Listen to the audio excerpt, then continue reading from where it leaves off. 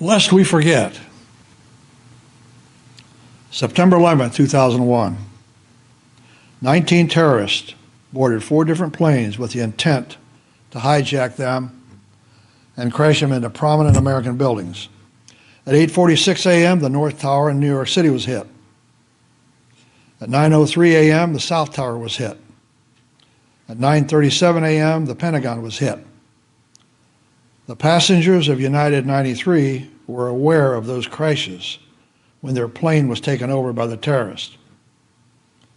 It was thought that this plane was destined for the White House. Several of the passengers determined to eliminate that possibility by attempting to take over the terrorists, or if necessary, crashing the plane before it got to Washington, D.C. Before they acted, it was assumed that many had made phone calls to their loved ones. At 10:03 a.m., United Flight 93 crashed into Shanksville, Pennsylvania. The following is an account of one of the passengers, Todd Beamer. Todd was unsuccessful in reaching his wife, but was able to reach a GTE Airphone customer service lady, Lisa Jefferson. For 13 minutes, Beamer had spoken with Lisa Jefferson on the GTE Airphone at the GTE Airphone Center in Chicago. He explained to her that his plane had been hijacked, and assisted by a flight attendant sitting next to him, provided details of the flight. He also talked about his pregnant wife and 2 sons. Being a devout Christian, he asked Lisa to recite the Lord's Prayer with him, and then they recited the 23rd Psalm.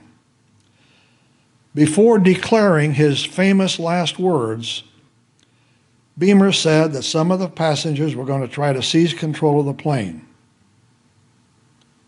Around 9:58 a.m., he put the phone down and was heard saying to someone else, "You ready?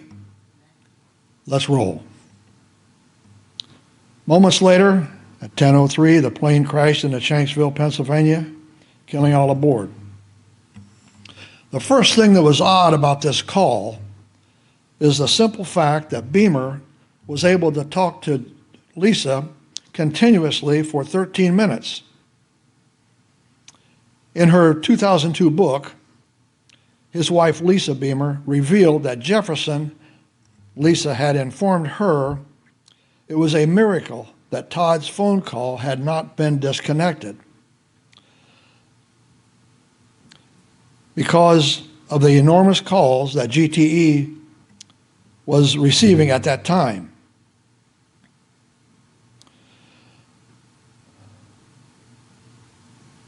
This call is going to get dropped, she said to herself. Yet, Todd stayed connected all the way to the end. Very fortunate, because if the call had been disconnected, there would have been no "Let's Roll" slogan for the war on terror. A further oddity was Todd Beamer's remarkable calmness. Despite the catastrophic situation he was in, Jefferson recalled, quote, "Todd, when his call came to me, was very calm. He stayed calm through the whole conversation. His voice was devoid of any stress. In fact, he sounded so tranquil, it made me begin to doubt the authenticity and urgency of the call." Lisa told Beamer's wife, "If I hadn't known it was a real hijacking, I'd have thought it was a crank call, because Todd was so rational and methodical about what he was doing. May God bless all who perished that day. May they rest in peace."